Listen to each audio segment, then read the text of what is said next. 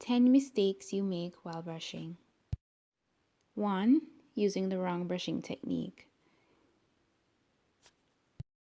Tilt the toothbrush at a 45-degree angle at the gum line and brush in small circular motions. A lot of times we tend to brush from side to side due to habit, or we're just in a rush and we forget everything completely. Brushing from side to side causes gum recession and causes you to not properly remove the plaque. 2. Using a toothbrush way too long.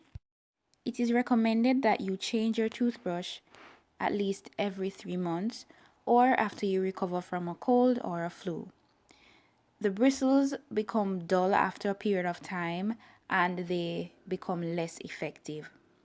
The bacterial buildup is also a reason to change your toothbrush. For example, when you get sick or if you have your toothbrush too long, it tends to accumulate a lot of bacteria because we have to remember that it's bacteria that we're removing from our mouths.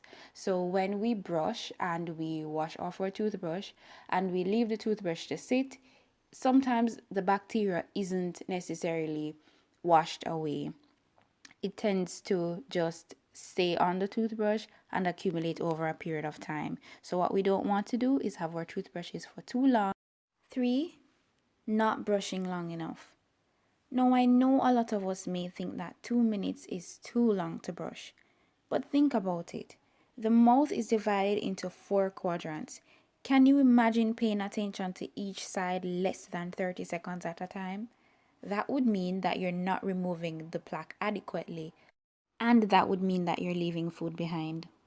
To try and pass the time, I suggest humming a favorite song. 4. Using a toothbrush that is way too hard.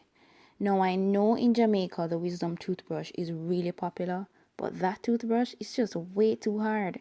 Use a soft toothbrush instead. I know it may seem like it's not getting the job done, but trust me, it is.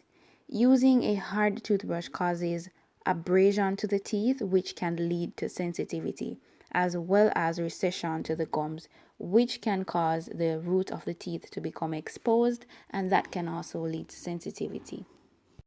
5. Not flossing.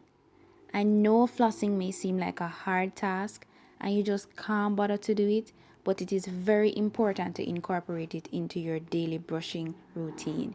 It is also very important that you floss before you brush and not after you brush.